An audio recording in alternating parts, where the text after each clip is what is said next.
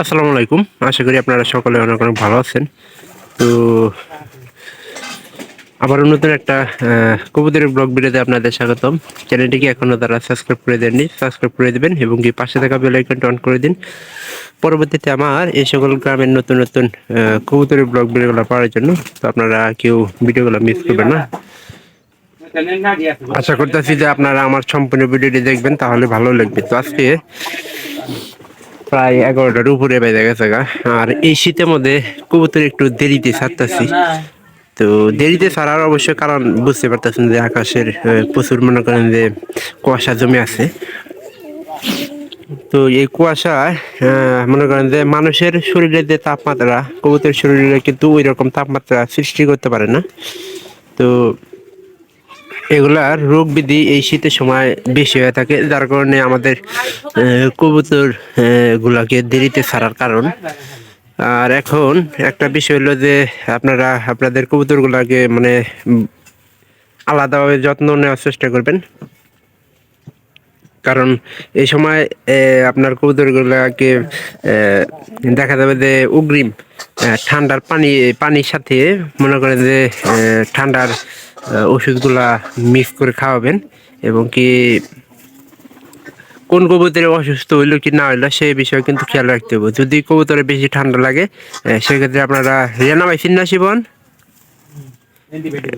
Antibiotic হিসাবে রেনাভাইসিনকে কিন্তু খাওয়াতে পারেন।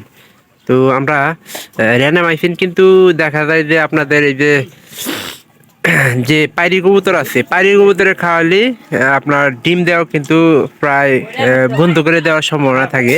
তো যদি পারেন প্রত্যেকদিন খাবারের সাথে একটা কাজ করবেন, সরিষার খোল শিবন খোল খোল মিক্স করে খাওয়ান দানা ভাই শিবন, সরিষার খোল খাবারের সাথে মিক্স করে খাওয়ান দানা।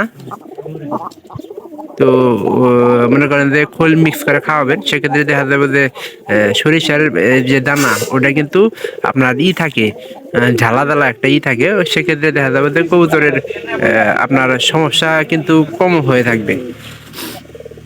এই বিষয়টা কিন্তু আপনাদের লক্ষ্য রাখতে হবে। আর চেষ্টা করবেন যে যাতে করে কবুতরের কোনো সমস্যা না হয়। তো আমাদের এই কবুতরের বাচ্চা এবার কিন্তু একবারে ছোট হয়েছে। আর কবুতর একটা জিনিস বুঝবেন যে যেটা বাচ্চা আছে ওটা ঠোঁটের অন্য গাছি গাও কিন্তু অবশ্যই থাকবো। তো এটা দেখে আপনার কবুতর বুঝতে পারবেন যে কবুতর বাচ্চা করছে কি না করছে। বাচ্চাগুলো অবশ্যই গাল গাও থাকবো, কারণ খাওয়াইতে খাওয়াইতে আপনার ঠোঁটের ওই জায়গাতে ঘাও হয়ে যায়।